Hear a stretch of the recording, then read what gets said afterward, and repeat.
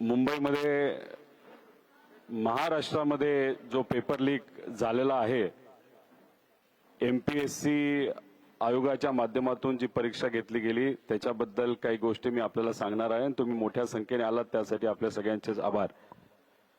म्हणजे हा विषय आणि हा शब्द आपण सर्वांनी अनेक दिवसांपासून ऐकलेला असेल. पुढे आता नीटचा पेपर महाराष्ट्रातून लीक झाला हे आपल्या सगळ्यांना माहितीच आहे. त्याच्यात सीबीआय इन्क्वायरी झाली, बरेच काही लोकांना ताब्यात घेतलं. त्यानंतर टीटचा पेपर काही महिन्यांपूर्वी लीक झाला. आता ड्रग्ज इन्स्पेक्टरचा पेपर लीक झाल्याची माहिती समोर येत आहे, जी मी आपल्या सर्वांसमोर मांडेल. आता सगळा काळा अध्याय पेपर फुटीचा महाराष्ट्राचा म्हणजे 2026ला टीईटीचा 27 जून 2026ला पेपर लीक झाला. नीटचा आपल्याला माहिती, एसआरपीएफ मध्ये 2026 मध्ये झाला. एसईसी केमिस्ट्री 24ला जलसंधारणचा फुटला. त्यानंतर सार्वजनिक बांधकाम विभाग 23ला. त्यानंतर कोतवाल भरती म्हणजे कोतवाल भरतीचा पेपर सुद्धा महाराष्ट्रात दुर्दैवाने त्या ठिकाणी लीक होतो. त्यानंतर महाजनको तलाठी भरती, पुढे तर मी डिटेलमध्ये याच्यामध्ये जाणारच आहे. वन संरक्षण, मुंबई उच्च न्यायालय व्यक्तिगत सहाय्यक, म्हणजे ह्या सगळा म्हणजे हा काळा अध्याय आहे. कारण का गरिबाची मुलं परीक्षेसाठी खूप मनापासून परिश्रम घेतात, पण पैसे देऊन आणि फक्त आपल्या विचाराची लोक सिस्टम मध्ये जावं यासाठी वेगळ्या पद्धतीचं इथं एक जाळं काही लोकांनी केलंय महाराष्ट्रामध्ये, असं कुठेतरी आपल्याला जाणवतं. आता मी तुम्हा सर्वांना एफडीएच्या अंतर्गत औषध निरीक्षक याचा जो पेपर फुटला होता याच्याबद्दल काही गोष्टी सांगणार आहे. एकतर औषध निरीक्षकचं काम काय असतं आपल्या सगळ्यांना माहिती. एफडीएच्या अंतर्गत चांगला प्रामाणिक अधिकारी असेल, तुकाराम मुंडेंचं काम तुम्हाला सगळ्यांना माहिती, अतिशय चांगल्या पद्धतीचं काम ते सुरू केलेलं आहे. पण ते वरच्या लेवलचे झाले. त्यांच्या खाली जर अधिकारी चांगला असेल तर तो चांगलंच काम करू शकतो. पण जर पैसे देऊन एखादा पेपर विकत घेऊन पैसे देऊन जर एखादा औषध निरीक्षक झालेला अधिकारी असेल तर एक तर तो पैसे वसूल करण्याचं पहिलं बघेल. त्यानंतर मग तिथं ज्या पद्धतीचं काम केलं गेलं पाहिजे ते त्याकडनं होणार नाही. आणि मग औषध निरीक्षक या पदावर जर पैसे देऊन एखादी व्यक्ती गेली तर किती मोठ्या अडचणी येऊ शकतात हे जर आपल्याला बघायचं असेल तर इथं बघा, एक कप सिरप ट्रॅजेडीमध्ये 22 गरिबांची मुलं तिथं मेली. म्हणजे हा इतका महत्वाचा विषय आणि दुर्दैव असं महाराष्ट्रामध्ये हाच पेपर तिथं फुटलेला आहे. याच पदावर गेलेली लोक, त्यातली काही लोक ही पैसे देऊन पेपर विकत घेऊन तिथं आता अधिकारी बनायला चाललेले आहेत. आता काय झालं तुम्हाला सांगतो. 29 जुलैला 2025ला ह्याची जाहिरात आली. ह्याची परीक्षेची तारीख होती 22 मार्च 2026. एकूण विद्यार्थ्यांची संख्या 44,000 होती. निकालाची तारीख 12 जून 2026 आणि मग तात्पुरती गुणवत्ता यादी ही 22 जुलैला लागणार होती. आणि पात्र उमेदवार 506, त्यातले 150 म्हणजे 506 हे इंटरव्ह्यूसाठी आणि 150 हे आता फायनल त्यातून होणार होते. पुढं आता ह्याच्यात झालं काय की एक क्लास कौतल्य अकॅडमी नंदुरबार, त्या क्लासमधून जो तिथं पाटील जो कोणी माणूस असेल त्याली तो जो पेपर होता, म्हणजे पेपर म्हणजे एमपीएससीचा पूर्ण पेपर फुटला असं आपल्याला म्हणता येणार नाही, पण पेपर सेट करणारा व्यक्ती फुटला. आणि या क्लासेसकडे 90% प्रश्न हे आधीच दिले गेले होते. आणि ते दिल्यानंतर तिथे 20 मार्च म्हणजे 2 दिवस आधी, 22 मार्चला परीक्षा होती, 2 दिवस आधी तो परीक्षार्थी उमेदवाराच्या मोबाईलवर तो प्रश्न, जे प्रश्न होते 90% ते त्याच्याकडे आले, त्याचा अभ्यास केला गेला. आणि मग ह्यात होतं असं एक समजून घ्या की तो जो क्लासेसचा माणूस आहे तो त्या उमेदवारांना पैशांचा ऍडव्हान्स दिल्यानंतर, पैसे दिल्यानंतर व्हॉट्सअपवर सगळ्या गोष्टी पाठवायच्या आणि 2-3 मिनिटांनंतर तो डिलीट फॉर ऑल करून टाकायचा. यात झालं असतं एका उमेदवाराने ते सगळे डाउनलोड झाले आणि फक्त आपल्याकडे पुरावा असावा म्हणून मित्राला ते सगळे पुरावे त्या ठिकाणी पाठवले. त्यामुळे तिथे पुरावे हे आपल्या हातामध्ये आता लागलेले आहेत. आणि मग हे असं प्रकरण झालं होतं. तर हे आहे ऍक्च्युअल प्रश्नपत्रिका आणि हे आहे 2 दिवस आधी जे प्रश्न पीडीएफच्या माध्यमातून ज्या उमेदवारांनी पैसे दिले त्यांना दिलेले हे सगळे प्रश्न आहेत. आता ह्याच्या खोलात जाऊ आपण. आता हे आहे 22 मार्चचे प्रश्न जे आपल्याला एमपीएससीच्या पेपरमध्ये आपल्याला दिसतात. उदाहरण म्हणून फक्त काही त्यातले घेतलेत. हे आहेत 2 मार्च, 2 दिवस आधी जी पीडीएफ वर प्रश्न आले होते त्याचं हे. आता ह्याच्यात बघा, पहिला deficiency of dash prevents normal blood coagulation. आता ह्याच्यामध्ये vitamin A B C D हे जे काही ऑप्शन्स दिलेत एक्झॅक्टली सेम टू सेम. म्हणजे ह्याच्यात व्हिटॅमिन ए पहिल्या क्रमांकावर तिथं ऑप्शन आहे 2, 3, 4 एक्झॅक्टली सेम आलेलं तुम्ही बघितलं. तर chemical shift is measured in हे जे काय H2 असेल पीपीएम असेल हे असेल एक्झॅक्टली तुम्ही बघितलं असेल तर सेम तिथं आलेलं आहे. Same to same. आणि हे किती 100 पैकी 90 प्रश्न हे मॅच एक्झॅक्टली त्या ठिकाणी होतात. म्हणजे 90% प्रश्न त्या उमेदवारांना पैसे दिल्यामुळे त्या ठिकाणी तिथं दिले गेले. म्हणजे एमपीएससी वर सगळ्यांचा विश्वास नक्कीच आहे, आमचा सुद्धा विश्वास आहे. पण नीट परीक्षेमध्ये जसं पेपर सेट करणारा व्यक्ती फुटला तसंच एमपीएससी मध्ये सुद्धा पेपर जो सेट करणारा पेपर लिहिणारा जो व्यक्ती होतो तो फुटला. आता त्याच्या मागे म्हणजे मी तुम्हाला क्लासेसचं नाव दिलं पण याचा प्रमुख आका कोण आहे हे आपल्या सर्वांना त्या ठिकाणी शोधायचंय. हे वरपर्यंत जातं जे कुठपर्यंत जातं याचा अभ्यास व्हावा अशी आमच्या सगळ्यांची मागणी आहे. पुढे आता ह्याच्यामध्ये हे असे व्हॉट्सअपवर पाठवण्यात आलं होतं. हे कधी पाठवलं तर 20 मार्च म्हणजे 2 दिवस आधी. त्याच्यामध्ये काय काय लिहिलंय मी थोडक्यात सांगतो. हा क्वेश्चन सेट दिलेला असतो तो आहे. यामधून येथील कोणतेही या क्वेश्चनला सोडून जे काही येतील त्यात 10 चुकीचे म्हणजे याच्यातून मुद्दामून 10 चुकीचे सोडवा म्हणजे कोणाला ऑब्जेक्शन येणार नाही असं लिहिलेलं आहे. हे आहे 2 दिवस आधी. पेपर झाला 22 मार्चला.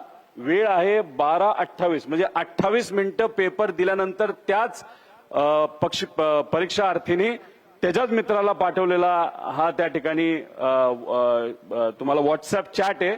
त्याच्यामध्ये त्यांनी जे क्वेश्चन दिले होते त्यामधून 78 क्वेश्चन आले होते ती मी सोडवले. ते सोडून दुसरे एक्स्ट्रा 13 मी सोडवलेले आहेत. 77 ते 78 कन्फर्म सॉल्व्ह केलेले आहेत. याला डिवाइड कर म्हणजे किती हुशार आहे हा उमेदवार बघा. याला मल्टिप्लाय कराऐवजी डिवाइड कर असं म्हणतो. कारण एक प्रश्न हा 2 मार्काचा होता. म्हणजे समजा त्याला 70 जर त्याने पूर्णपणे सोडवले असतील तर त्याला 140 मार्क मिळणार. पण त्याला हे सुद्धा माहित नव्हतं आणि त्याची इंग्लिश सुद्धा तुम्ही जर वाचली त्याच्यावरनं कळेल तो उमेदवार किती हुशार आहे म्हणजे अकॅडमिकली. आता ह्याच्यात तुम्ही डिवाइड करायला सांगतो पण मल्टिप्लाय करायला पाहिजे जेणेकरून तिथं मार्क्स येतील. पुढे आता ह्याच्यामध्ये अजून एक बघा. एक नायब तहसीलदारची 2 मुलं आहेत. एक मुलगा आणि एक मुलगी आहे. मुलाचा रँक आहे 13वा आणि मुलीचा रँक आहे 16वा. हुशार असतील आम्ही काय म्हणत नाही पण मग हे पेपर लीक आहे का योगायोग आहे. मुलगा पण बसतो मुलगी पण बसते नायब तहसीलदारचं. आणि आम्हाला जे कळालेलं आहे की एका पेपरची किंमत या प्रश्नपत्रिकेची किंमत जो 2 दिवस आधी फुटला होता त्याची 12 लाख रुपयाची किंमत होती. 5 लाख ऍडव्हान्स आणि बाकी 7 लाख हे नंतर त्या ठिकाणी द्यायचे होते. आणि ह्याच्यात काहीतरी बार्शी कनेक्शन आहे. हे सगळे जे काही त्यातले बहुतांश उमेदवार आहेत त्याचा थोडासा अभ्यास आपण खोलात जाऊन केला तर कुठेतरी बार्शीचं तिथं कनेक्शन दिसतंय. आणि महत्वाचं काय कट ऑफ 105चा होता आणि 103 मार्क मिळालेल्या एका उमेदवाराला सुद्धा इंटरव्ह्यूला बोलवलं होतं. हे का बोलवलं कोणामुळे बोलवलं कोणाचा दबाव होता कोणाकडनं प्रेशर दिलं गेलं का ह्याच्यात वेगळे व्यवहार झाले हे सुद्धा त्या ठिकाणी आपल्याला बघावं लागेल. पुढे आता ह्याच्यामध्ये काय काय बघायचंय. अकॅडमिक कमी असेल पण स्पर्धा परीक्षेत चांगली कामगिरी करून जातात असे उदाहरणे तसं बघितलं तर फार कमी असतात. म्हणजे 10वीत फार काटाली पास झालाय, 12वीत एकदा नापास झालाय एकदा पास झालेला आहे आणि तो एमपीएससी मध्ये खूप भारी करतो असे फार 1% खालचे उदाहरणं आहेत. मग याच्यामध्ये काही असे उमेदवार आहेत नाहीतर लोक आहेत की ज्यांना 2दा नापास झालेत पण आता या परीक्षेत पास झालेले आहेत. असे सुद्धा याच्यामध्ये उदाहरणं आहेत असं आम्हाला त्या ठिकाणी काय. त्यामुळे अकॅडमिक बॅकग्राऊंड आपल्याला बघावं लागणार आहे. ह्याच्याच बरोबर काही त्यांनी एमपीएससीचे आधीचे पेपर सोडवलेत सरळ परीक्षेचे पेपर सोडवलेले आहेत. त्यात किती मार्क मिळाले आणि याच्यात अचानक हा सोपा अवघड पेपर असताना सुद्धा याच्यात त्यांना जर उत्तीर्ण झाला असेल तर नक्कीच त्याच्यामध्ये काहीतरी लिंक निघेल असं आमचं मत आहे. पुढं आता ह्याच्यामध्ये काय आहे, काही तक्रार मुलांनी तक्रार केली, एमपीएससी ला तक्रार केली, जिथं खरं करायला पाहिजे. एमपीएससी स्वायत्त बॉडी आहे, एमपीएससीने ही परीक्षा घेतली होती, त्यामुळे अपेक्षा अशी होती की यांना तक्रार केली. कधी केली? ही 21 जुलैला केली. रिझल्ट आला कदाचित 24 जुलैला, म्हणजे किती दिवस आधी, 2 ते 30 दिवस आधी, रिझल्टच्या आधी तक्रार केली एमपीएससीला. आतापर्यंत कुठलंही उत्तर हे दिलं गेलं नाही आणि जेव्हा त्यांना त्या ठिकाणी विचारलं जातं तेव्हा ते म्हणतात की तुमच्यावर पोलिसांची कारवाई करू, तुम्हाला उचलू, तुम्हाला हे करू ते करू. म्हणजे एमपीएससी हे विद्यार्थ्यांचं असणारं संस्था आणि तिथले अधिकारी त्यांना धमक्या देत आहेत की तुमच्याकडे बघू आणि हे करू. तर हे चुकीचे. अजूनपर्यंत एमपीएससी कडनं उत्तर आलेलं नाही. एफडीए चांगले, तुकाराम मुंडेंचं काम आता तिथं चांगलंय, लगेच त्यांनी तिथं उत्तर दिलं, पण ते तसं काय करू शकणार नाहीत. त्यांनी जास्तीत जास्त तो सगळा विषय हा एमपीएससी कडे दिलेला आहे. एमपीएससी कडनं अजून त्या बाबतीत कुठलंही उत्तर आलेलं नाही.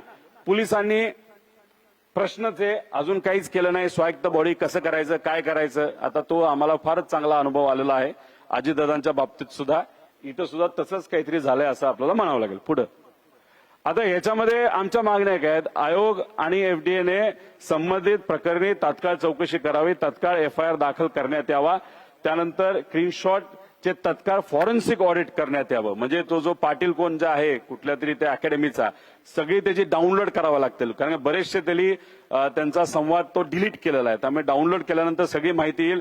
जो नंबर आम्ही देणार आहोत ते तुम्ही डाउनलोड करा, जो उमेदवार आहे जो पास झालाय त्याची तुम्ही तिथे डाउनलोड करा आणि ह्याची पूर्णपणे शहानिशा त्या ठिकाणी करण्याची जरूरत आहे.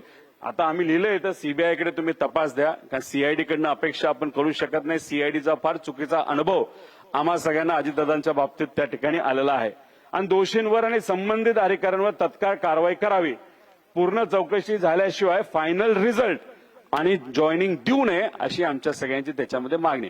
याच्यात काही प्रामाणिक मुलं आहेत ज्यांनी कष्ट करून अभ्यास करून पास झालेत, पण काही ठराविक लोकांनी पैसे देऊन पास झाल्यामुळे या सगळ्यांवर आक्षेप आम्ही सगळेजण त्या ठिकाणी घेत आहोत. पुढे आता ह्याच्यामध्ये तुम्ही बघा, म्हणजे आता तो विषय महत्वाचा होता. ह्याच्यात आम्ही तलाठी भरतीबद्दल बोललो होतो.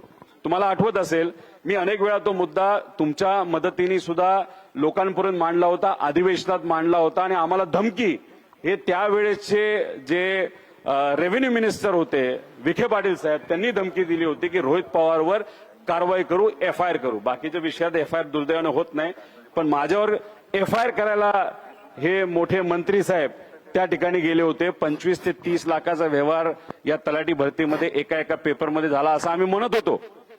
त्याच्याच बरोबर आम्ही पुरावे दिले, कोट्यावधी रुपयाचा भ्रष्टाचार झाला, हे सगळं त्या ठिकाणी आम्ही सांगून, पण सरकारने आमचं ऐकलं नाही, आमच्यावरच एफआयआर करायला निघाले होते. मग आम्ही गेलो मुख्यमंत्री साहेबांकडे. मग मुख्यमंत्री साहेबांकडे गेल्यानंतर त्यांनी सांगितलं की आमच्याकडे पुरावे द्या. आम्ही दिले पुरावे, मुलांनी पुरावे दिले. पुढे घ्या ना, पुरावे द्या म्हणाले, आम्ही दिले पुरावे. पुरावे देऊन सुद्धा त्या बाबतीत काय नाही झालं. मग त्याच्यात तर एका कुठल्या तरी उत्तरामध्ये त्यांनी सांगितलं मीडियाने ह्या खोट्या बातम्या छापल्यात, मीडियावरच हक्कभंग आणायला पाहिजे असं त्यांनी त्या ठिकाणी सांगितलं. आता बघा, हे सगळं आम्ही मांडलं, आम्हाला वेड्यात काढलं, मुलांना वेड्यात काढलं, मीडियाला वेड्यात काढलं, पण पुढे जाऊन काय झालं बघा. पुढे घ्या, ही सगळी मुलं, त्यातली काही मुलं गेली मॅटमध्ये आणि मॅटमध्ये गेल्यानंतर सुनावणी झाली, सगळे पुरावे त्या ठिकाणी बघितले आणि सगळे पुरावे बघितल्यानंतर मॅटली सांगितलं की याच्यामध्ये 62 घोटाळेबाज तलाठी भरती घोटाळ्यात सापडले आहेत. म्हणजे याच्यात घोटाळेबाज सापडले म्हणजे पेपर हा फुटला होता. एका पेपरच्या पाठीमागे 40 ते 50 लाख रुपये दिले गेले होते, घेतले गेले होते. खूप मोठा भ्रष्टाचार त्या ठिकाणी झालेला आहे. 2 महिन्यापूर्वी हा निकाल मॅटली दिलाय. 3 महिने मॅटली या सरकारला दिलेले आहेत याच्यावर ऍक्ट करण्यासाठी. आणि त्यांनी हेही सांगितलं 62 पर्यंत हा विषय थांबणार नाही, याच्यापेक्षा जास्त आकडे असू शकतात, हे मॅटली सांगितलेलं आहे. मग मॅटली सांगितलं, आता पुरावा आम्ही देऊन तुम्ही मान्य करत नव्हता, आता फडणवीस साहेबांना आम्ही विचारतो, घ्या पुरावा आणि काय करता तुम्ही सांगा. ऑगस्ट एंड पर्यंत तुम्हाला या बाबतीतलं उत्तर द्यायचंय. जर ऑगस्ट एंड पर्यंत या बाबतीतलं उत्तर या सरकारच्या माध्यमातून जर दिलं गेलं नाही तर या सरकारला हे महागात पडेल. 10 लाख विद्यार्थी या परीक्षा त्या ठिकाणी देतात. हे 10 लाख विद्यार्थी रस्त्यावर आल्याशिवाय राहणार नाही. ऑगस्ट अखेरपर्यंत काय हे इन्व्हेस्टिगेशन करतात हे आम्ही सर्वजण तिथं बघणार आहोत. आणि थातूर मातूर इन्व्हेस्टिगेशन जर केलं गेलं, जसं थातूर मातूर उत्तर आम्हाला अधिवेशनामध्ये दिलं गेलं, मीडियामध्ये या सर्व नेत्यांनी त्या ठिकाणी दिलं गेलं, असं थातूर मातूर इन्व्हेस्टिगेशन या बाबतीत झालं तर मग हे या सरकारला महागात पडेल. जे कोणी लोक जबाबदार आहेत आणि खास करून आमची ही मागणी असू शकते की मंत्री जे त्यावेळेसचे होते विखे पाटील साहेब यांनी आमच्यावर FIR करण्याचा त्या ठिकाणी विषय मांडला होता. आता हे सगळे पुरावे मॅटलिस्ट त्या ठिकाणी जर दिले असतील तर मग त्यांचा राजीनामा आज घ्यायला काय हरकत आहे, नाही तर त्यांच्यावर FIR करायला काय हरकत आहे, असं आमच्या सगळ्यांचं या विषयाच्या बाबतीत मत आहे. त्यामुळे आता TET पेपर फुटी म्हणजे देवेंद्र फडणवीस साहेबांनी सांगितलं की TETचा पेपर पहिल्यांदा हा महाविकास आघाडीच्या काळामध्ये फुटला, म्हणजे हे हास्यास्पद होतं. म्हणजे देवेंद्र फडणवीस साहेबांना शब्दाचा खेळ करता येतो असं कुठेतरी आपल्याला म्हणावं लागेल. खरं तर TETचा पहिला पेपर 2018 मध्ये फुटला होता, तेव्हा ते स्वतः तिथं मुख्यमंत्री होते आणि परत आत्ताच्या 2 महिन्यापूर्वी तो तिथं फुटला होता. आता ह्याच्यामध्ये प्रतीश देशमुख, अभिषेक सावरीकर, शिक्षक उपसंचालक तुकाराम सुपे हे सगळे लोक आता जे 2 महिन्यापूर्वी पेपर फुटला त्याच्यामध्ये सुद्धा आहेत असं आम्हाला कळतंय. आणि हा जो सुशील खोडवेकर हा पण कोणाच्या संबंधित हे आपल्या सगळ्यांना बघावं लागलं. आणि अभिषेक सावरीकर हा कोणाचा पैसा मॅनेज करतो, कोणाच्या जवळ आहे, कोण त्याचे लाड पुरवतात, क्लिस्टर क्लिअर संबंध कोणाबरोबर आहेत हे खऱ्या अर्थाने आता आपल्याला बघायची आहेत. आणि अधिकाऱ्याचा मुलगा मंत्रालयामध्ये त्याचा मोठ्या प्रमाणात वावर होता. जेव्हा दुसऱ्यांदा TET घोटाळा झाला म्हणजे 2 महिन्यापूर्वी, तेव्हा हे सगळे सोशल मीडिया अकाउंट हे एका रात्रीत डिलीट केले. तेव्हा आम्ही प्रश्न विचारला होता, याला तुम्ही का पकडत नाही, याच्यावर तुम्ही का चर्चा करत नाही, याचं इन्व्हेस्टिगेशन का करत नाही. पण याच्या मागे कोणतरी खूप मोठा व्यक्ती असं आपल्याला म्हणावं लागेल.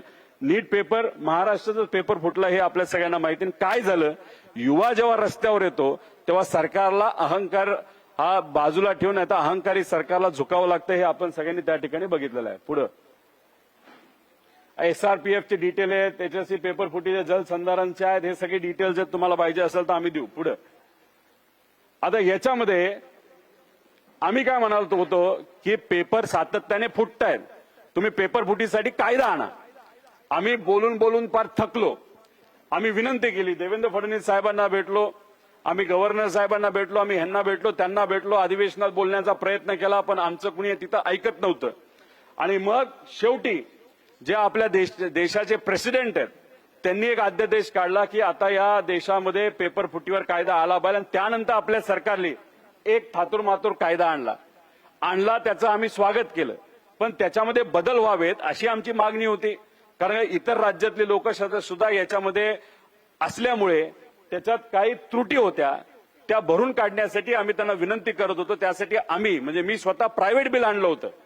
आणि त्याच्यात मुद्दा काय होता, तर मुद्दा फास्ट ट्रॅक कोर्टचा होता. म्हणजे मोदी साहेब आज जे म्हणतायत या युवांनी आंदोलन केल्यानंतर, ते आम्ही आधी म्हणत होतो फास्ट ट्रॅक कोर्ट आणणं फार महत्वाचं आहे.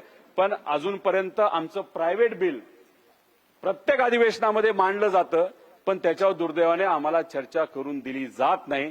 का? कारण का सगळ्यात जास्त पेपर कधी फुटले असतील जेव्हा भाजपचं सरकार आहे तेव्हा फुटलेत. आणि आज सुद्धा भाजप महायुतीचं सरकार असल्यामुळे त्यांना कुठल्याही परिस्थितीमध्ये ही जी काय जाळं त्यांनी विणलेलं आहे त्याच्यातून भ्रष्टाचार केला जातो, आपल्या विचाराच्या लोकांना बसवलं जातं. आणि सामान्य परिवारातल्या गरीब मुलं जे क्लासेस लावून कष्ट करून दिवसाला एक जेवण खाऊन जे शिकतात, शिकण्याचा प्रयत्न करतात, सरकारी नोकरीमध्ये जाण्याचा प्रयत्न करतात, यांच्यावर जो अन्याय होतो तो कुठेतरी या लोकांना तसाच चालू राहावा अशी कदाचित इच्छा असावी.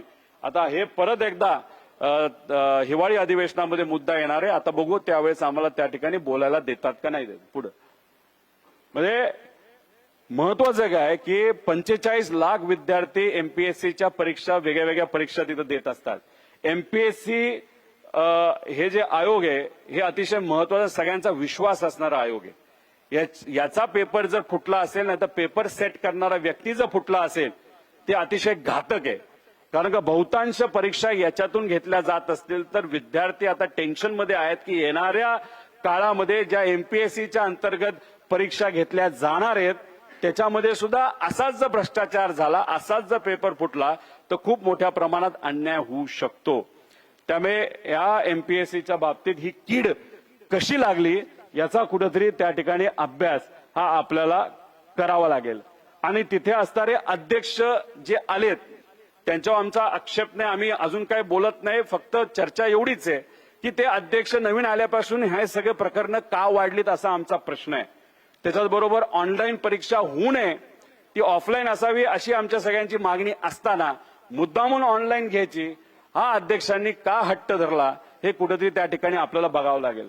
अध्यक्षांच्या इतिहासामध्ये सुद्धा कुठेतरी जावं लागेल. त्यांचं कॉलेज कुठलं होतं, कोणाला ते सिनियर होते, कुठल्या कुठल्या डिपार्टमेंटमध्ये त्यांनी काम केले, कोणाचे ते ओएसडी होते पूर्वी. त्याच्याचबरोबर जेव्हा ते आपल्या परिवहन विभागामध्ये होते त्यांचं प्रतिमा कशी होती, आयटी विभागामध्ये तिथं असणारा जो सेक्रेटरी असतील त्यांनी त्यांच्याबद्दल काही कंप्लेन, लिखित कंप्लेन या अध्यक्षांच्या बद्दल त्यावेळेस 2023-22 त्यावेळेस दिली होती का, याचा कुठं ना कुठेतरी त्या ठिकाणी आपल्याला अभ्यास करावा लागेल. कारण का असंच चालत राहिलं तर कर्णिक घोटाळा 97 मध्ये तो झाला होता आणि त्यानंतर कधीही एमपीएससी मध्ये कुणी ऑब्जेक्शन घेतलं नव्हतं, असं कुठंच चुकीची घटना घडली नव्हती. दुर्दैव असं 97 नंतर आता ही चर्चा सुरू झाली आणि पहिल्यांदा 97 नंतर हा दुर्दैवाने एमपीएससीचा पेपर फुटलाय. हे अतिशय दुर्दैव आहे आणि त्याचमुळे आम्ही सगळ्यांना सांगतोय की एमपीएससी मध्ये हे जे काय घडले ते फार डेंजरस आहे. याच्यावर दखल सरकारला, आयोगाला आणि सगळ्यांनाच त्या ठिकाणी घ्यावी लागेल. पुढे आता हे बोलत असताना मुद्दा एवढाच आहे की आम्ही एमपीएससीकडे म्हणजे आता एक तर तुकाराम मुंडे साहेबांना आम्ही 2 वाजता भेटणार आहे. एमपीएससीच्या कार्यालयामध्ये आम्ही त्या ठिकाणी जाणार आहोत. तिथं आता आम्हाला अध्यक्ष वेळ देतील, सेक्रेटरी वेळ देतील का तिथं वॉचमॅनलाच भेटावं लागेल हे आम्हाला सांगता येणार नाही. पण आम्ही एमपीएससीच्या कार्यालयाला पुढच्या काही तासांमध्ये त्या ठिकाणी जाणार आहोत. त्याच्याच बरोबर हे जे काही तलाठी भरतीबद्दल आम्ही बोललो, ऑगस्ट एंड पर्यंत वेळ आहे, आम्ही तिथपर्यंत शांत बसू, त्यानंतर आम्ही शांत बसणार नाही. ऑनलाईन परीक्षेबद्दल आम्ही आक्षेप घेतलेला आहे. ऑनलाईन परीक्षेबद्दल आम्ही आक्षेप कशासाठी घेतलेला आहे, हा फक्त एक पेपर, एका परीक्षेचा एकच पेपर काढला जातो आणि तो पेपर सेट करणारा व्यक्ती फुटला त्याला तो विकला पेपर असं आम्हाला त्या ठिकाणी वाटतं. पण जेव्हा ऑनलाईन परीक्षा घेतल्या जातात तेव्हा एका वेळेस त्या परीक्षा घेता येत नाहीत. त्यांना आपल्याला स्टेजेसमध्ये घ्यावे लागतात. एका दिवसाला 5 आणि 10 दिवस असेल तर 50 एक्झाम, म्हणजे एका 100 जर तिथं प्रश्न असतील दिवसाला ते 100चे होतात 500 आणि जर 10 दिवसची परीक्षा चालणार असतील तर ते होतात 5000 पेपर प्रश्न आपल्याला करावे लागतात. एकच प्रश्नपत्रिका अशा पद्धतीने फुटत असेल तर मग हे 5000 प्रश्न फुटायला किती वेळ लागेल. त्यामुळे ऑनलाईन परीक्षेला आमचा त्या ठिकाणी विरोध आहे. ऑफलाईनच परीक्षा व्हावी. कोणाचा कुणीही आला तरी एक गोष्ट सांगतो, या महाराष्ट्रातले युवा काही झालं, किती मोठी ताकद झाली लागली तरी ऑनलाईन परीक्षा घेऊन देणार नाही आणि त्या युवांबरोबर आम्ही भक्कमपणे त्या ठिकाणी उपस्थित राहणार आहोत, त्यांच्या पाठीमागे राहणार आहोत. आणि हा जो घोळ झालाय हा घोळ त्या ठिकाणी शोधलाच गेला पाहिजे आणि हा जर शोधला गेला नाही, 10 दिवसामध्ये जर त्या ठिकाणी एमपीएससी आयोगाने याच्यावर स्पष्टीकरण दिलं नाही, याच्यावर तपास जर केला नाही आणि घाई गडबडीने निकाल फायनल केला तर हे एमपीएससीला सुद्धा महागात पडेल, या शासनाला सुद्धा महागात पडेल. त्यामुळे पुढच्या काही दिवसांमध्ये एक तर या विषयासाठी त्याच्याच बरोबर प्राध्यापक भरतीमध्ये सुद्धा काही प्रमाणात वेगळ्या पद्धतीचा घोटाळा त्या ठिकाणी सुरू होण्याची शक्यता आहे. तोही मुद्दा घेऊन ऑनलाईन आणि ऑफलाईन हा विषय घेऊन आणि अजून 1-2 विषय घेऊन आम्ही मुंबईत नाही तर पुण्यामध्ये एक फार मोठं आंदोलन नाही तर मोर्चा त्या ठिकाणी काढणार आहोत. त्याच्या आधीच सरकारने जरासं हुशार व्हावं, आयोगाने हुशार व्हावं आणि या विषयाच्या बाबतीत त्यांनी लक्ष घालावं अशी विनंती त्या ठिकाणी करतो. नाहीतर नीट परीक्षेच्या बाबतीत काय झालंय हे नीट या सरकारला सरळ केलेलं आपण सगळ्यांनी त्या ठिकाणी बघितलेलं आहे. त्यामुळे एमपीएससीच्या विषयाच्या बाबतीत सुद्धा महाराष्ट्रातला युवा या सरकारला सरळ केल्याशिवाय राहणार नाही. धन्यवाद.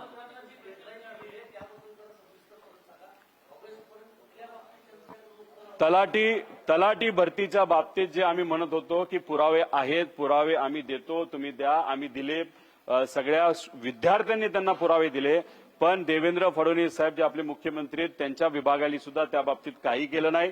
त्यावेळेस जे महसूल मंत्री आहेत विखे पाटील साहेब, त्यांनी तर आमच्यावर कारवाई करायचं सांगितलं, त्यांनी त्या बाबतीत केलं नाही. मग हा विषय गेला मॅटमध्ये, आणि मॅटमध्ये हे सगळे विद्यार्थी गेल्यानंतर त्या मॅटली जो निकाल दिलाय त्यात 62 लोकांनी घोळ केलाय. हे मॅटली सरळ सरळ सांगितलेलं आहे आणि हा आकडा वाढू शकतो. आणि मॅटली 3 महिन्याची मुदत ही सरकारला दिलेली आहे, त्यातले 2 महिने झालेत. ऑगस्ट एंड पर्यंत तलाठी भरतीचा विषय आहे. 10 लाख विद्यार्थी पेपरसाठी बसले होते. 150 कोटी रुपये या महाराष्ट्र सरकारने त्याच्यामधून त्या ठिकाणी कमवलेले आहेत. आणि त्याच्यात टीसीएस कंपनी होती, टीसीएस वर सुद्धा मॅटली ताशेरे ओढलेले आहेत. आणि आता ऑनलाईन परीक्षा घ्यावी यासाठी जो हट्ट सरकार करत आहे त्यात सुद्धा टीसीएसच आहे. त्यामुळे या सगळ्या गोष्टीला आमचा विरोध आहे. त्यामुळे जे तलाठी भरती त्याचा निकाल, त्याचा जो इन्व्हेस्टिगेशन आहे अजून एका महिन्यात त्यांना द्यायचं, तो एक मुद्दा. पण तो होऊस तर आम्ही थांबणार नाही. आम्ही या एमपीएससी परीक्षेमध्ये हा जो घोटाळा झालेला आहे औषध परीक्षेच्या बाबतीत, तिथं नक्कीच पुढच्या 10 दिवसामध्ये सरकारकडनं, आयोगाकडनं जर आम्हाला स्पष्टीकरण आलं नाही तर या विषयासाठी, ऑनलाईन ऑफलाईन परीक्षेसाठी, प्राध्यापक भरती विषयासाठी आम्ही 100% रस्त्यावर पुढच्या 10 दिवसामध्ये आल्याशिवाय राहणार नाही.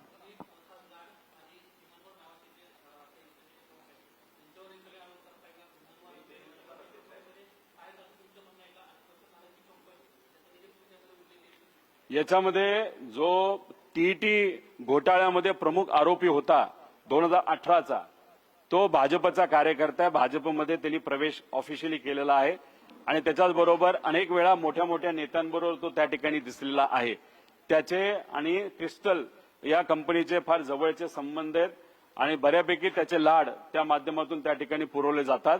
आणि एक फार मोठ्या नेत्याचे आर्थिक व्यवहार हा माणूस त्या ठिकाणी बघतो. त्याचं नाव काय, नाव सौरी का काहीतरी नाव आहे, अभिषेक, तो त्या ठिकाणी आहे. त्याच्याच बरोबर एमपीएससीचे जे अध्यक्ष आहेत त्यांच्या पास्ट बद्दल मी सांगितलं, ते नक्कीच पॉवरफुल अधिकारी आहेत, पण त्यांची पॉवर त्यांच्या कर्तृत्वामुळे, त्यांच्या पदामुळे येते, याच्यापेक्षा ते कोणाचे तरी जवळ आहेत याच्यामुळे ती पॉवर आहे अशी चर्चा आहे. आणि मग तशी चर्चा असल्यामुळे त्या माणसाला असं वाटतं की तो जे करेल त्याला कुणी काय करू शकत नाही. असा जर चुकून अहंकार जो केंद्र सरकारला होता, जो या युवांनी हाणून पाडला, असा जर आयोगाच्या प्रमुखाला चुकून असेल तर मग आयोगाचं वाटोळ झाल्याशिवाय राहणार नाही. जेव्हा आयोगाला अडचण येते तेव्हा लाखो करोडो मुला मुलींच्या स्वप्नाला अडचण येऊ शकते, गरिबांना अडचण येऊ शकते. म्हणून म्हणतो या आयोगामध्ये जर असं काहीतरी घडत असेल, 97 मध्ये एकदा घडलं, त्यानंतर आत्ता हे पहिल्यांदाच त्या ठिकाणी घडत आहे, जर हे असं घडत असेल तर हे आपल्या सर्वांसाठी दुर्दैवी आहे. कारण का एमपीएससीतून चांगले चांगले अधिकारी होत असतात, लोकांची सेवा करत असतात. पैसे देऊन झालेला अधिकारी हा लोकांची सेवा कधी करत नसतो. जेवढे पैसे दिलेत त्याच्यापेक्षा 10 पट पैसे आपल्याला कसे कमवता येतील याचाच प्रयत्न तो करत असतो. तलाठी भरती हे सरळ परीक्षेच्या माध्यमातून झालेली भरती आहे. 40 लाख रुपये देऊन जर एखादा तलाठी झाला असेल तो पहिले 40 लाख वसूल करेल आणि मग लोकांच्या सेवेबद्दल त्या ठिकाणी विचार करेल. म्हणून हे जे काय पेपर लीक झाले, पेपर फुटलेले आहेत आणि त्याचं मी सगळं सत्र टीटी पासून पार पोलीस भरतीपर्यंत हे सगळ्या गोष्टी तुम्हाला सर्वांना सांगितलेल्या आहे. हे या सरकारमध्ये फार चुकीच्या पद्धतीने त्या ठिकाणी सुरू आहेत आणि मी फक्त आत्ताच सांगतोय असं नाही, आतापर्यंत या विषयामध्ये आम्ही बोलत आलेलो आहे. पण जेव्हा एमपीएससीचा पेपर फुटला हे म्हणजे जागा होण्याची वेळ त्या ठिकाणी आली आहे असं आमचं सगळ्यांचं मत आहे.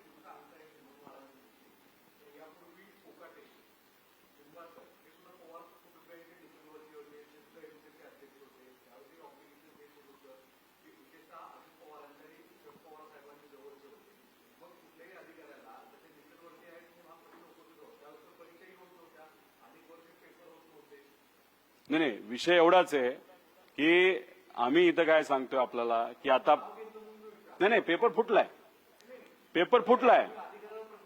ते जे कोणी अधिकारी होत नाही, कोकाटे साहेब असतील, निंबाळकर साहेब असतील, हे सगळे असतील, त्यावेळेस पेपर फुटला अशी चर्चा तर नव्हती. एमपीएससीचा पेपर होत नव्हते असं आपण म्हणत असता तर कदाचित आपल्याला पुरावे सकट आम्ही तिथे देऊ. त्यांच्या काळामध्ये किती पेपर झाले, किती नाही, विषय असा असतो की हा पेपर जे काही आमच्याकडे पुरावे आलेले आहेत, एमपीएससीचा पेपर फुटत नाही अशी समज सगळ्यांची आहे. आणि आत्ता तो पेपर फुटलाच.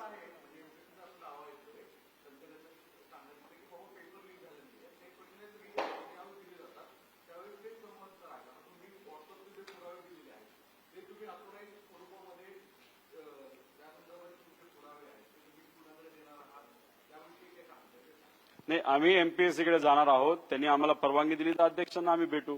अध्यक्ष नसतील तर जो दुसरा कुठला अधिकारी असतो त्यांना भेटू. आणि जर कुणीच भेटायला तयार नसेल तर वॉचमॅनला भेटू. आम्ही तिथं जाणार आहोत. नाही, विषय एवढाच आहे की हा मुद्दा विद्यार्थ्यांनी मांडला होता पेपरचा रिझल्ट येण्याच्या 2 दिवस आधी. पण दुर्दैव असं एमपीएससीकडनं कुठलंही उत्तर त्याला दिलं गेलं नाही.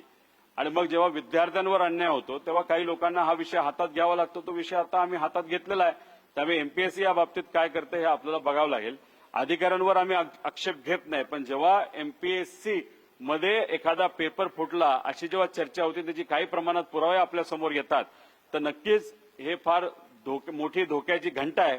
हे मात्र त्या ठिकाणी कुठेतरी चर्चा त्या ठिकाणी होत असते. आणि एखाद्या अधिकाऱ्याचा बॅकग्राऊंड कसं असतं त्याच्यावरनं तो अधिकारी खरंच त्या सिस्टमला न्याय देऊ शकतो का नाही देऊ शकत अशी चर्चा नक्कीच त्या ठिकाणी होऊ शकते. आणि हे अख्खे सगळे पुरावे हे त्या ठिकाणी आयोगाला दिलेले आहेत. पण मग पुरावे देऊन सुद्धा आयोग जर काहीच बोलणार नसेल तर याच्यावर आम्ही काय म्हणायचं. आता एफडीएने लगेच उत्तर दिलं, लगेच त्यांनी तिथं तपास हा लवकरात लवकर व्हावा असं लगेच त्याच दिवशी सांगितलं. पण एमपीएससीने अजूनपर्यंत जर उत्तर दिलं नसेल तर मग ह्याच्या खोलात खऱ्या अर्थाने जाण्याची जरूरत आहे असं आमचं सगळ्यांचं मत आहे.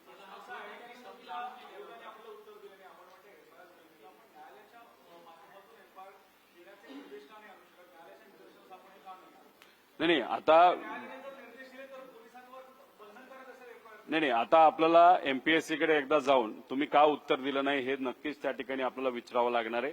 आणि शेवटी काही नाही झालं तर आपल्याकडे दुसरा पर्याय नाही, आपल्याकडे न्यायालयामध्ये जावंच लागणार आहे. आता न्यायालयाकडे जात असताना आम्ही म्हणतोय की फॉरेन्सिक ऑडिट झालं पाहिजे. फॉरेन्सिक ऑडिट का झालं पाहिजे, कारण तो पाटील नावाचा जो काही क्लासेसचा मालक आहे तो व्हॉट्सअप करायचा आणि 5 मिनिटात तो डिलीट करायचा. त्यामुळे फॉरेन्सिक ऑडिट करत असताना त्याच्याचबरोबर ती सगळी जी काही व्हॉट्सअप चॅट आहे ते रिट्रीव्ह करण्यासाठी एक वेगळ्या टेक्नॉलॉजीज त्या ठिकाणी आपल्याला लागतात. त्यामुळे तो आदेश जर कोर्टाने तिथं दिला आणि तसं जर इन्व्हेस्टिगेशन चांगल्या पद्धतीचं झालं तरच कुठं ना कुठेतरी याच्यातून काहीतरी लोकांच्या मुलांच्या हिताचं बाहेर येऊ शकतं. ते नंदुरबारला एक क्लास आहे, त्याचे ते ओनर असावेत असं दिसतंय, कौतिल्य फाउंडेशन.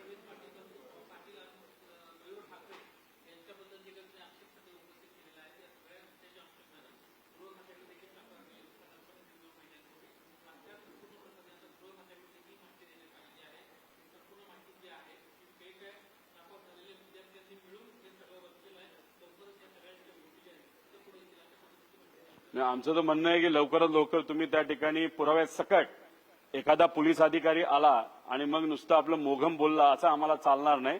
तुम्ही फॉरेन्सिक ऑडिट केली का, त्यानंतर तुम्ही चॅट रिट्रीव्ह केली का, चॅट रिट्रीव्ह केली तर कुठल्या एजन्सीकडनं केली, कशा पद्धतीने केली, हे सगळे पुरावे आम्ही त्या ठिकाणी मागणार आहे आणि त्यानंतरच आपण तिथं करणार आहोत. शेवटी कसं असतं की कुठल्या तरी व्यक्तीला वाचवण्यासाठी, आता तुम्ही जे म्हणाला की इथं फक्त 90% प्रश्न मॅच झाले, एसआरपीएफ मध्ये तेच झालं होतं की तिथं 90% मॅच झालं तेव्हा कॅन्सल झालं होतं. तेव्हा इथं सुद्धा तसंच आपल्याला करायचं आमच्या सगळ्यांची मागणी आहे की इथं 90% प्रश्न मॅच होतील. म्हणजे कुठं ना कुठे ते पेपर सेट करणाऱ्या व्यक्तीकडनं फुटला हेच मात्र त्या ठिकाणी आपल्याला कन्क्लूड करावं लागेल.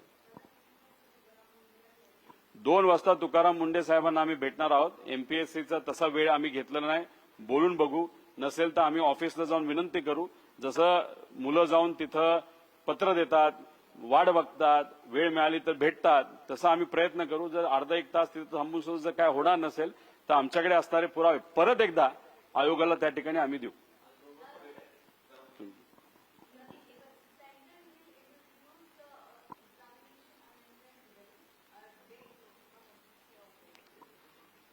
ये जो this particular bill in 2024 when NEET exam paper was first, it was leaked for the first time. That time also Prime Minister sir had told the Parliament that we have already brought in a bill for Qaida in related to that. But then nothing happened. Now, if that bill is being tabled, so we'll definitely welcome it. Plus, it has to be properly implemented. The person who is going to be heading that particular agency is also a well-reputed person. So what we feel is that definitely is a welcome step. But now there are other issues to it, wherein the leader of opposition, Mr. Rahul Gandhi ji, will definitely speak in Parliament about that issues.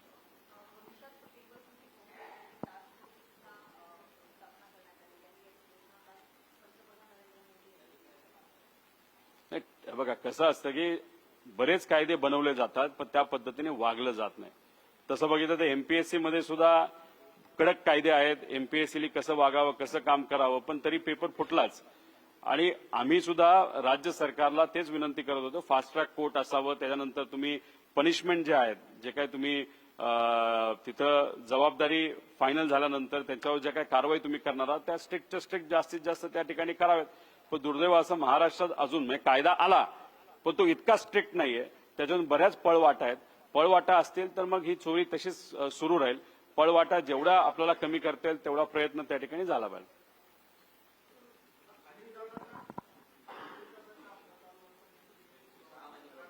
28 तारखेला ती आम्ही ठेवली होती.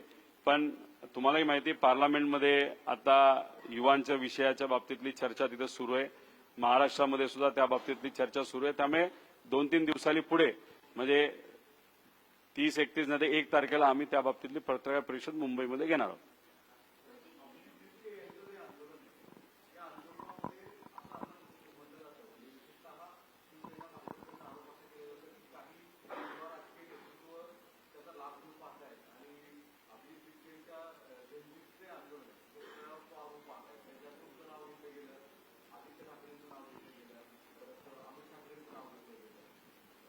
हो, पण भाजप आणि शिंदे गटाली आज काही बोललं तर मग काय ते काय गृहीत धरायचंय का?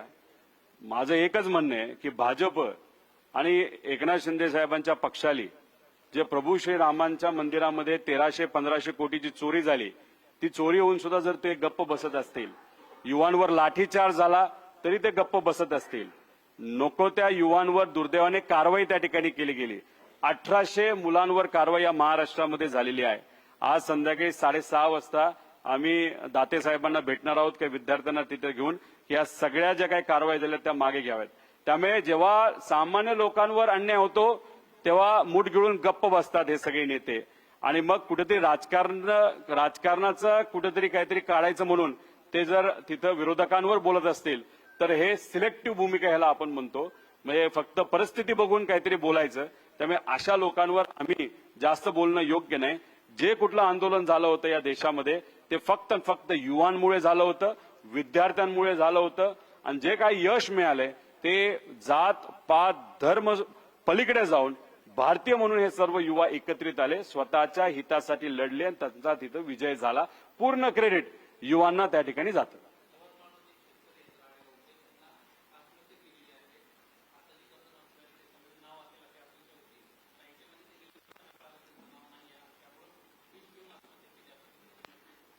असं झालं असेल तर हे अतिशय दुर्दैव आहे. मला असं कळलं काही दिवसांपूर्वी 5000 शेतकऱ्यांची नावं डिक्लेअर केली.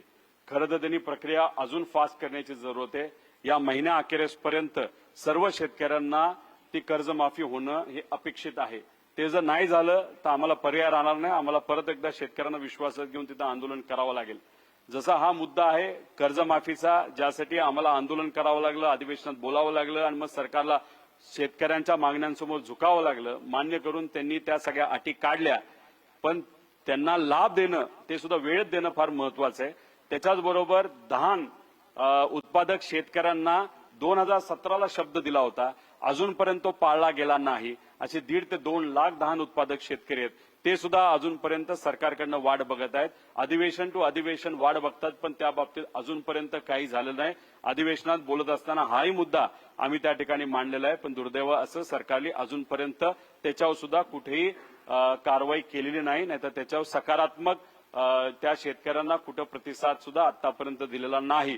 त्यामुळे या महिना अखेरपर्यंत कर्जमाफी बिना अट कर्जमाफी जर सरकारकडनं झाली नाही तर मग शेतकरी शांत बसेल असं आम्हाला वाटत नाही.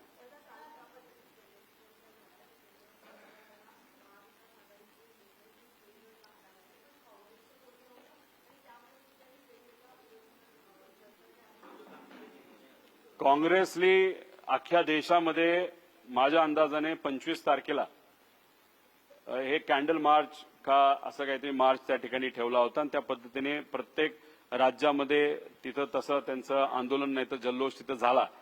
आपल्याकडे 25 तारखेला एकादशी असल्यामुळे 26 तारखेला त्यांनी विविध ठिकाणी कार्यक्रम ठेवले होते.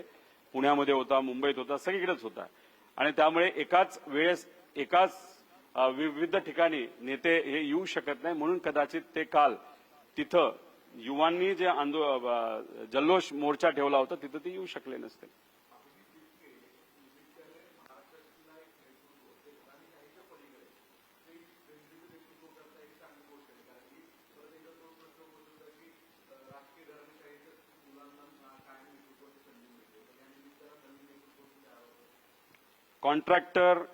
कॉन्ट्रॅक्टरची मुलं, त्यानंतर काही माजी अधिकारी, नेत्यांची मुलं मुली यांच्यापेक्षा जर सामान्य परिवारातून काही लोक पुढे येत असतील तर स्वागत करण्यासारखीच गोष्ट आहे.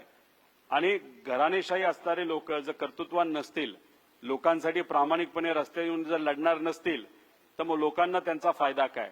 त्यामुळे लोकांनी ठरवावं कोणाला पुढे घेऊन जायचं, कोणाच्या पाठीमागे उभं राहायचं. ही लोकशाही आहे.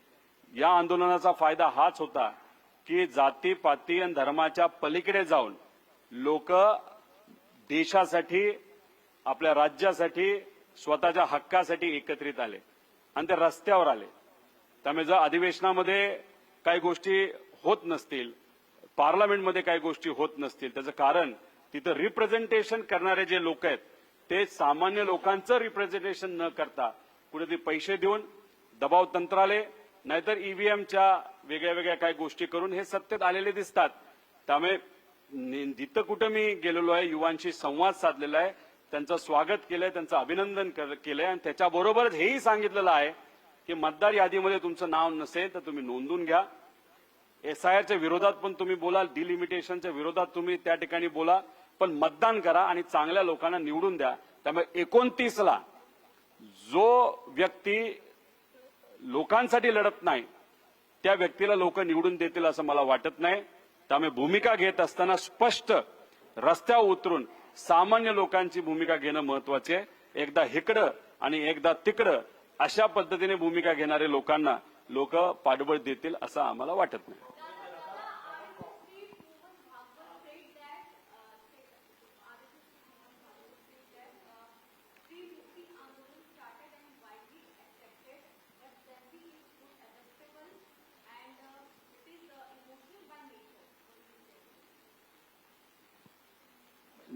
उनको क्या कहना था ये मैं तो नहीं बता पाऊंगा कि क्योंकि जेनजी ऐसे है जैसे कि फॉर एग्जांपल मध्य प्रदेश या उड़ीसा का एक जो उनका एमपी है, उनकी बेटी, उनके घर वालों ने बताया था कि don't express your support to this particular movement but she still supported it. Plus some other child of a minister of a Mahayuti government, he also supports this particular movement. So Gen Zs are different. Gen Zs and Yuva and youth are very different. They have their own opinions. But now if any leader of a particular party or any Sangatna, if he says the Gen Zs are this and that, it doesn't matter. Gen Zs go by their own mind. So what he said will really not matter. As far as women reservation is concerned, Maharashtra was the pioneer. Now central government has already passed it. Everyone has supported it. Now this delimitation bill which they are going to bring, that is anti-constitution and anti-democracy.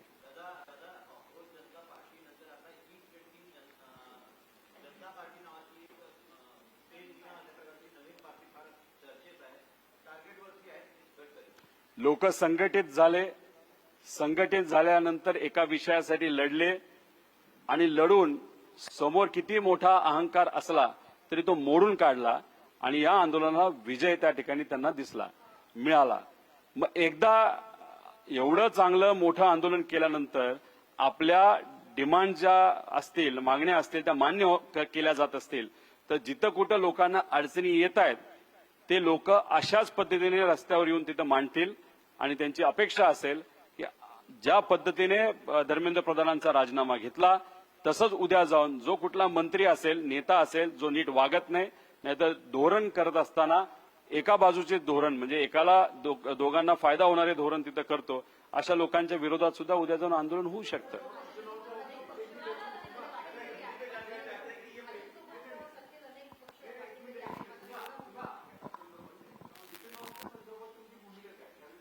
एथॉनॉलच्या बाबतीत बोलत असताना 20% technically आम्हाला जे कळालेलं आहे, ज्या काय 5-6 वर्षाच्या गाड्या आहेत 20% तिथं जर आपण एथॉनॉल मिक्स केलं तर मग ते चालू शकतं टेक्निकली. हे टेक्निकल रिपोर्ट आहेत ARI आणि बऱ्याच मोठ्या मोठ्या संस्थेचे. पण जर गाडी 5-6 वर्षाच्या आधीची असेल, म्हणजे जुनी गाडी असेल, जसं टॅक्स्या मोठ्या प्रमाणात तशा आहेत, नाहीतर काही सामान्य लोक 10-10 वर्ष गाड्या बदलत नाहीत, त्यांना मात्र काही प्रमाणात प्रॉब्लेम येऊ शकतो. आणि 20%च्या खूपच पुढे आपण जर गेलो तर मग टेक्निकल अडचण गाडीमध्ये नक्कीच येऊ शकते. त्यामुळे एथॉनॉल प्रोग्राम एका लिमिट पर्यंत नक्कीच तो स्वागत करण्यासारखा चांगला आहे. पण ती कुठल्या गाडीत पेट्रोल टाकलं जाते हे जर बघितलं नाही तर गाडीला पण मोठ्या प्रमाणात अडचण येऊ शकते आणि टेक्निकल अडचणी नक्कीच त्या ठिकाणी होऊ शकतील.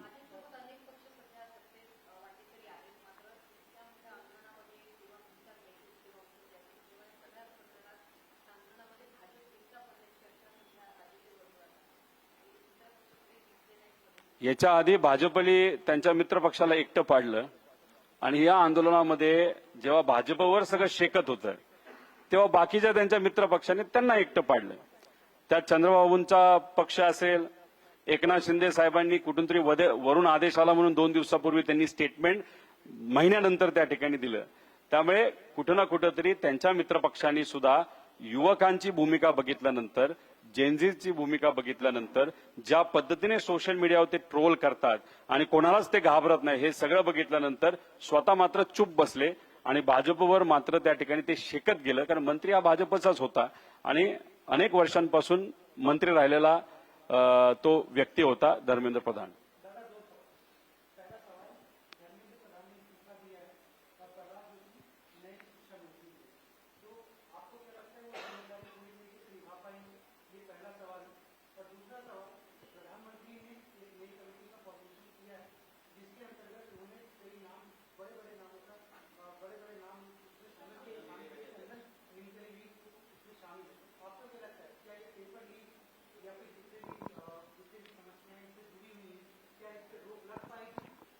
देखो, नीलकनी साहब बहुत होशियार व्यक्ति है, टेक्निकली भी और विचारों से भी. जब उन्होंने आधार करने का वहां पे उन्होंने शुरुआत की थी, जब कांग्रेस का गवर्नमेंट था और आधार लाने का जो विचार कांग्रेस ने वहां पे प्रस्तुत किया था और उसके अध्यक्ष जब नीलकनी साहब को वहां पे किया था, तब मोदी साहब ने आधार का भी विरोध किया था और नीलकनी साहब का भी विरोध किया था. एक अच्छी चीज है कि कांग्रेस ने जिस व्यक्ति को चूज किया था उसी व्यक्ति को अभी मोदी साहब चूज कर रहे हैं. मतलब कांग्रेस की चॉइस गलत नहीं होती, ये यहां पे क्लियर होता है. अभी अगर एक कड़क लॉ पेपर लीक के बारे में या पेपर फुटी के बारे में अगर आ रहा है तो डेफिनेटली उसका स्वागत करने की वो चीज है.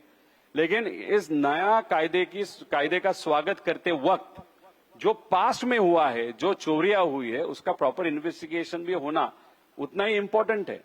अभी महाराष्ट्र में सीबीआई ने इंक्वायरी की, लातूर के एक व्यक्ति को जेल में डाल दिया क्योंकि वहां पे पेपर फूटा ऐसे कंक्लूजन निकला था. वो बंदा है जेल में है लेकिन उसके क्लासेस जोरों में चालू है. तो आप उसको अंदर रख रहे हो लेकिन वो क्लासेस के माध्यम से पैसा भी कमा रहा है, तो ये कौन सा न्याय होगा. तो इसीलिए हमारा कहना है कि अगर आप जेन्युइनली विद्यार्थियों के साइड से कुछ करना चाहते हो तो उसमें जेन्युइननेस भी वहां पे दिखना चाहिए. प्रहलाद जोशी साहब यहां पे आए हैं लेकिन वो टेम्पररी वहां पे लाए गए या परमानेंटली वहां पे रहेंगे ये हम तो नहीं बता सकते. लेकिन पास्ट जो भी मंत्री उस मंत्रालय में रहे वो बहुत ज्यादा दिन वहां पे रह नहीं पाए. अभी प्रहलाद जोशी साहब कितने दिन रहेंगे वो देखेंगे.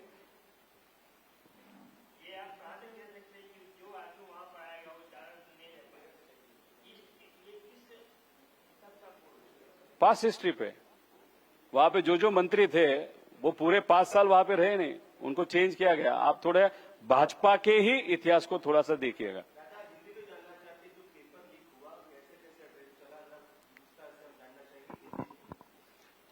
देखो, महाराष्ट्र में एमपीएससी नाम की एक स्वायत्त संस्था है, बहुत अच्छा काम है। अनफॉर्चुनेटली 2097 में पहली बार उसका पेपर लीक हुआ था, तब वहां पे बहुत बड़ा पॉलिटिकल मूवमेंट हुआ था। उसके बाद से लेके आज तक एक बार भी पेपर लीक एमपीएससी के माध्यम से वहां पे नहीं हुआ। अनफॉर्चुनेटली 2 महीने पहले जो एफडीए का एग्जाम होता है, जो एमपीएससी ने लिया था, उसका एक पेपर लीक हो गया। वो लीक कैसे हो गया? पेपर की जो तारीख थी, जब पेपर लोग देने वाले थे, उसके 2 दिन पहले एक संस्था है नंदुरबार की, उस संस्था ने वहां पे डिक्लेयर कर दिया। और वहां पे डिक्लेयर मतलब सोशल मीडिया पे जिन लोगों ने पैसा दिया उनको कुछ प्रश्न वहां पे दिए थे। 100 मार्क का ये पेपर होता है, उसमें से 90 क्वेश्चंस ये मैच हो गए फाइनल पेपर से। तो ये जो पेपर था, जो वो क्लास ने दिया था 2 दिन पहले, फाइनल एग्जाम के 2 दिन पहले, जो विद्यार्थियों ने पैसा दिया उनको वहां पे व्हाट्सएप पे भेजा था। व्हाट्सएप पे भेजते वक्त 5 मिनट के बाद वो डिलीट फॉर ऑल करता था, जो भी व्यक्ति वहां पे था। लेकिन उसके पहले ही ये जो उम्मीदवार थी, जो सिलेक्ट हो गया है, उस उम्मीदवार ने अपने दोस्त को प्रूफ के लिए कि आगे जाके वो ऐसा ना हो जाए, पैसा लिया कुछ नहीं किया, इसलिए प्रूफ के लिए एक उसके दोस्त को पूरे चैट्स वहां पे भेजे थे, वो क्वेश्चंस भी भेजे थे। और वो क्वेश्चन जब हमारे पास आए विद्यार्थियों के माध्यम से, उसमें 90% क्वेश्चंस मैच हो गए। मतलब एमपीएससी का पेपर लीक हो गया, उससे महत्वपूर्ण है पेपर सेट करने वाला व्यक्ति। ये जैसे नीट में जिस व्यक्ति ने पेपर सेट किया था वो वहां पे करप्ट हो गया था, वैसे ही एमपीएससी में भी जिस व्यक्ति ने ये पेपर एफडीए का सेट किया, उससे वो पेपर बाहर गया और उसका व्यवहार हुआ। एक पेपर 12 लाख को गया, ऐसी चर्चा है। इसलिए इस विषय के बारे में प्रॉपर इन्वेस्टिगेशन होने की जरूरत है, ऐसे हमारी सबकी मांग है। हमको अभी पता चला जो होम डिपार्टमेंट है वो बोल रहे हैं कि ऐसा कुछ नहीं हुआ, लेकिन ऐसा कुछ नहीं हुआ, एक स्टेटमेंट से वहां पे कुछ नहीं होगा। हमारा कहना है कि फॉरेंसिक ऑडिट चाहिए। आप जो भी डंप है, जो व्हाट्सएप चैट है, उसके पूरे पुरावे हमको वहां पे चाहिए होंगे। क्योंकि तलाटी भर्ती जब हुई थी महाराष्ट्र में, 10 लाख विद्यार्थी बैठे थे, उसमें से 4000 लोगों को वहां पे नौकरी मिली। उसमें भी बहुत बड़ा भ्रष्टाचार हुआ था, जिसमें हमने बात की, हमने विरोध किया। सरकार से हमको उत्तर आया ऐसे कुछ नहीं हुआ, आप झूठ बोल रहे हो। लेकिन मैट जो क्वासी जुडिशियल एक बॉडी है, उन्होंने सरकार को ये बोला कि हाँ उसमें चोरी हुई है, तो वहां पे सिद्ध हुआ। तो ऐसे हमारा कहना है एमपीएससी का ये जो पेपर फूटा है उसके बारे में भी प्रॉपर इन्वेस्टिगेशन होने की जरूरत है।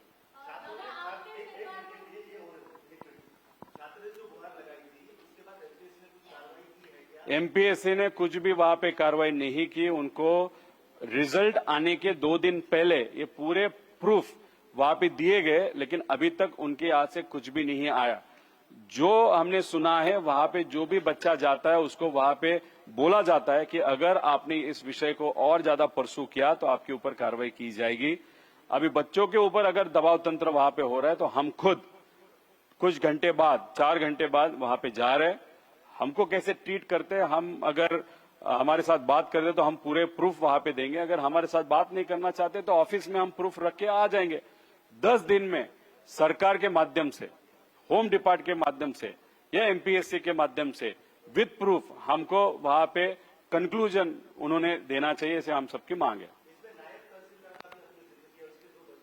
नहीं, उसमें देखो, वो शायद होशियार भी हो सकते हैं या पेपर लीक के कारण वो वहां पे आए होंगे। तो हमारा क्या है, ये कोइंसिडेंस है या पेपर लीक है या कष्ट है, ये जांच करने की जरूरत है।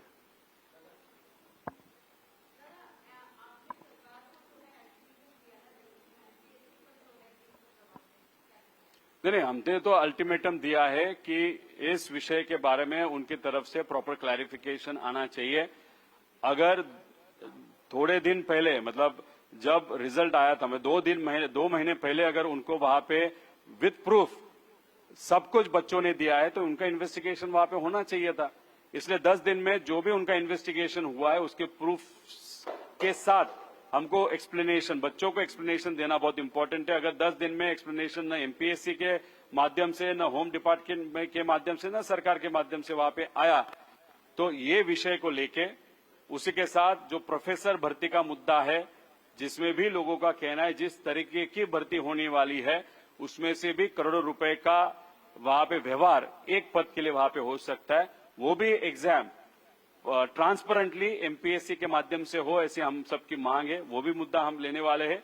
उसी के साथ ऑनलाइन ऑफलाइन का ये जो मुद्दा है, जिसके लिए सरकार के माध्यम से सिर्फ 1 साल की स्थगिति दी है, हमारा कहना है उसके परपेचुअल स्थगिति उस विषय को चाहिए, ऐसी हम सबकी मांग है। उस विषय के लिए आगे के 10 दिन में एक बहुत बड़ा मोर्चा मुंबई में नहीं तो पूना में हम वहां पे निकालेंगे।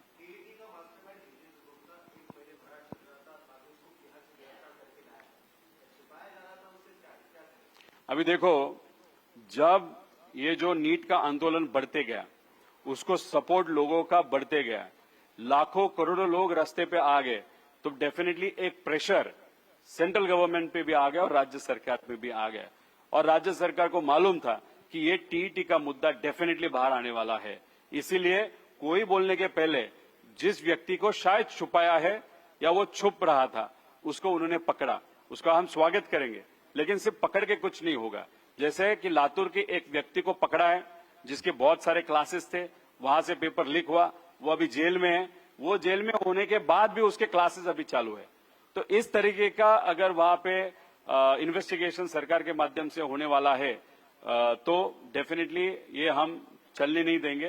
तो उसकी डिटेल में जाना पड़ेगा। 2018 में जो टीईटी एग्जाम लीक हुआ, पेपर लीक हुआ था, अभी का जो हुआ उसका भी कुछ न कुछ तो संबंध है, ऐसे हम सबका कहना है।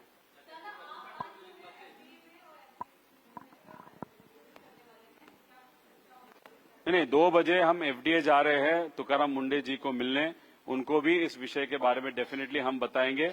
उनके अंतर्गत ये विषय नहीं आता, लेकिन करप्ट अधिकारी अगर उनके सिस्टम में आएंगे तो उनका जो अच्छा आज काम चालू है वो शायद आगे जाके खराब हो सकता है। तो उनको ये सब प्रूफ हम देंगे। उसके बाद जो एमपीएससी का ऑफिस है बदलापुर या कहाँ पे, वहां पे हम जाके फिर अधिकारियों को मिलने की हम कोशिश करेंगे। उसके बाद शाम को हम वहां पे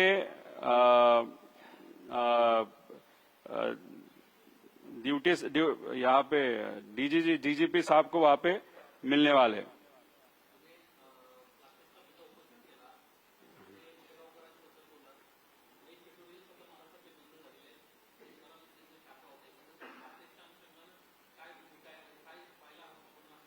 नाही, ते लातूरचे कोण आहेत, त्यांचं नाव काय? त्यांचे आहेत ना चालू, बऱ्याच ठिकाणी कोल्हापूरमध्ये चालू आहेत, पुण्यामध्ये चालू आहेत। त्यामुळे असे क्लासेस जर सुरू असतील तर हे योग्य नाही। कुठं ना कुठं तरी एक असं उदाहरण झालं पाहिजे की जर चोरी केली, पेपर फोडला तर कोणाचंच काय खरं नाही। ही भीती असल्याशिवाय अशा गोष्टी थांबणार नाही। आता बघा, नीटचा यूजी पेपर जो लीक झाला त्याची पहिली सुनावणी आहे, सीबीआयचा वकीलच आता आलेला नाही, म्हणजे न्यायालयाने नाराजगी व्यक्त केली। 3 ऑगस्ट म्हणजे सीबीआयचा वकीलच तिथे येत नसेल तर नीट या परीक्षेच्या बाबतीत, नाही तर या युवांच्या परीक्षेच्या बाबतीत हे सरकार किती सिरियस आहे हे आपल्या सगळ्यांना त्या ठिकाणी कळतं। त्यामुळे आज जी सुनावणी होती नीटची, याच्यात पहिल्या सुनावणीमध्ये सीबीआयचा वकील ऍब्सेंट आहे। 3 ऑगस्टची तारीख त्या ठिकाणी दिली आहे। याच्यावरूनच मी आपल्या सर्वांना सांगण्याचा प्रयत्न करतोय, हे जे सरकार आहे ते पैसे घेऊन, नाही तर आपल्या विचाराची लोक सिस्टममध्ये यावीत, यासाठी एवढ्या मोठ्या प्रमाणात हे पार नीट पासून राज्य परीक्षेमध्ये सुद्धा त्या ठिकाणी इथं मोठ्या प्रमाणात पेपर हे फोडले जातात, असं आमचं ठाम मत आहे।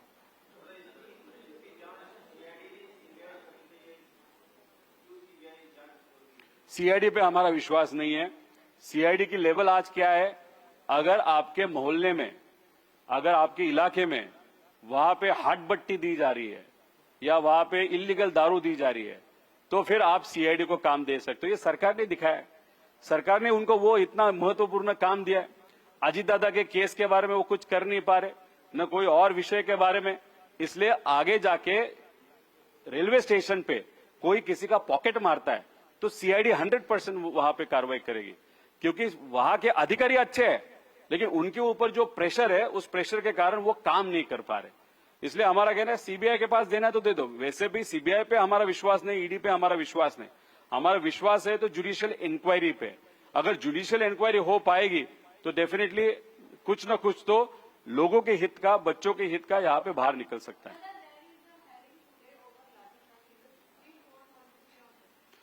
First of all, the Chief Justice of this country, of Supreme Court, the kind of statement what he gave when lathi charge was done on the student is not at all good. Because when the government doesn't act well with its citizens, the citizens have got a chance to go to the judicial system. Now that day, when the students were done lathi charge, they went to the judicial system, and unfortunately the Chief Justice of the Supreme Court said, we don't have time for such work. So definitely, this is against democracy, this is against constitution. So I had also requested that through parliament or through any other source, this person who is on that particular job should be removed, or impeachment process should be started. This is what we had demanded. Now he is going to do the hearing, he is going to take the hearing. I don't know what result is he going to give, but he knows that because of his two statements, the government has definitely paid a lot of cost. So I hope in this particular hearing, he does it the constitution way, not the BJP way.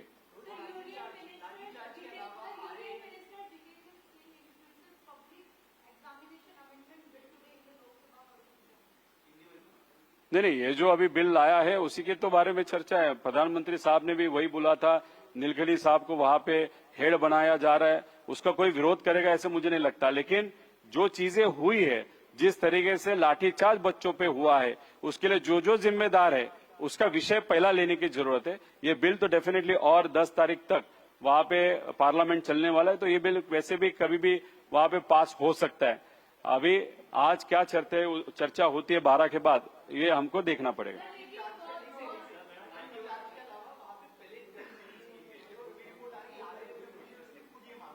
देखो, pellets guns का उपयोग KIA था, rubber bullets का उपयोग KIA था, पत्थरों का उपयोग किया था। उसी के साथ मैं वहां पे भी गया था, बच्चों से भी मिला था, लोगों से बात की थी। कोई भी पुलिस अधिकारी को अगर लाठीचार्ज करना भी है तो घुटनों के नीचे करने का वहां पे परमिशन होता है। वहां पे ऐसे बहुत सारे लोग थे जिन्होंने यूनिफॉर्म नहीं पहने थे, चप्पल पहनी थी, लेकिन उनके हाथों में काटियां थी। उस व्यक्तियों ने सिर में, पीठ, हाथ, पेट में वहां पे लाठी चलाई थी। तो डेफिनेटली ये लोग पुलिस वाले नहीं थे, भाजपा के कार्यकर्ता थे या ऐसे कोई लोग थे जानबूझ के वहां पे लाए थे, जिसके कारण वहां पे बवाल हो, वहां पे चर्चा नेगेटिव हो और ये आंदोलन नेगेटिव पर्सपेक्टिव से लोग वहां पे देखे। तो ये जो लोग कौन थे, वहां पे वीडियो के माध्यम से देखना, फाइंड करना बहुत इंपॉर्टेंट है। उसी के साथ हम जब वहां पे गए थे, वहां पे टीवी वैन्स थी, वहां पे सर्वेलेंस किया गया था। मेरा चेहरा उस कैमरा में आने के बाद मेरी पूरी हिस्ट्री उस वहां पे जो डिवाइसेस रखे थे, जो कंप्यूटर स्क्रीन थे, उसमें वहां पे दिखते थे। कोई भी सोशल मीडिया इन्फ्लुएंसर वहां पे जाता था, उसके बारे में इंफॉर्मेशन वहां पे आती थी।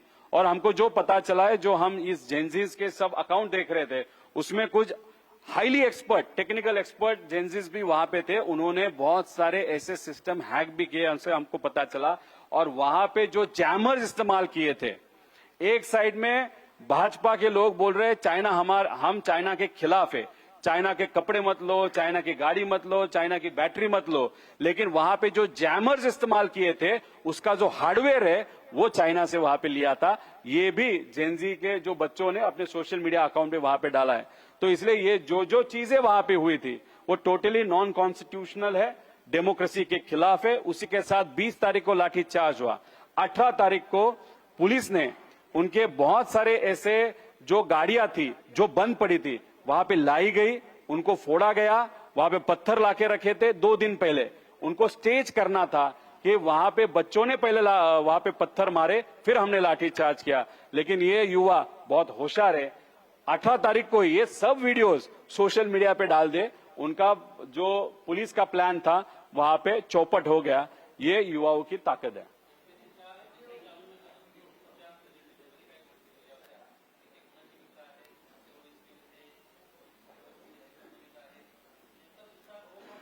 माझं एवढंच म्हणायचं आहे की जेव्हा ते आयटी विभागामध्ये होते तेव्हा त्यांच्या IAS अधिकाऱ्यांनी त्यांच्याबद्दल लिखित तक्रार केली होती की ही व्यक्ती आमचं ऐकत नाही, कामावर वेळेवर येत नाही, कामावर आहे का नाही हे आम्हाला कळत नाही।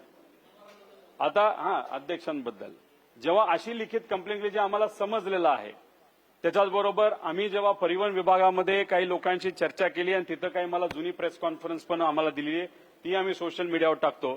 त्याच्यामध्ये सुद्धा तिथं सांगितलं आहे की त्यांचा तिथं जो कारभार होता तो फार पारदर्शक होता असं नाही, असं लोकांचं मत आहे। मग अशी व्यक्ती जर MPSCच्या अध्यक्षपदावर जात असेल तर तिथं गडबड होऊ शकते असे लोकांनी शंका व्यक्त केली होती। आणि मग कुठल्याही अध्यक्षाबद्दल जर शंका असेल तर भीती नक्कीच आम्हाला त्या ठिकाणी वाटते। आणि आमचं एकच मत आहे की कुठल्या तरी व्यक्तीने मुद्दामून त्यांच्या हातून काही केलं असं मी म्हणणार नाही एखाद्या नेत्याला, पण एखाद्या नेत्याचा वर्धास्त एखाद्या अधिकाऱ्याच्या पाठीमागे असेल तर तो सिस्टमच्या वर आहे असं त्या अधिकाऱ्याला तिथं वाटतं। असं जर अध्यक्षांना वाटत असेल आणि त्या अनुषंगाने परीक्षा ऑनलाईन घेणं नाहीतर हा पेपर फुटणं अशा गोष्टी तिथं जर होत असतील तर ह्या पुढच्या पिढीसाठी अतिशय घातक आहेत। एवढीच चिंता या ठिकाणी मी व्यक्त केलेली आहे।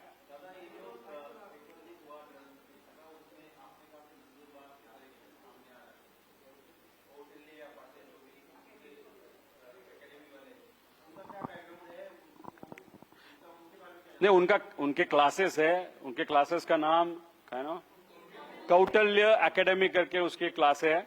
उसके माध्यम से मतलब उस व्यक्ति ने, जो पाटिल शायद मालक है का मैनेजर है वो हम नहीं बता सकते, उसने वो पेपर 2 दिन पहले, पेपर मतलब एग्जैक्टली सेम कॉपी नहीं लेकिन 90% क्वेश्चन जो मैच हो रहे थे वो पेपर वहां पे जिन लोगों ने पैसा दिया, अभी इस केस में 5 लाख रुपए का एडवांस वहां पे दिया था, तो बाकी 7 लाख कब लिया कैसे लिया वो देखने की वहां पे जरूरत है। तो वहां से ये शुरुआत होती है। लेकिन इसका आका या इसका जो मेन बॉस है वो पाटिल तक ये विषय रुकता है या पेपर जो सेट करता है उसके लेवल तक वो जाता है या पेपर सेट करने वाले से ऊपर वो जाता है, वो देखने की जरूरत है, ऐसा हम सबका कहना है।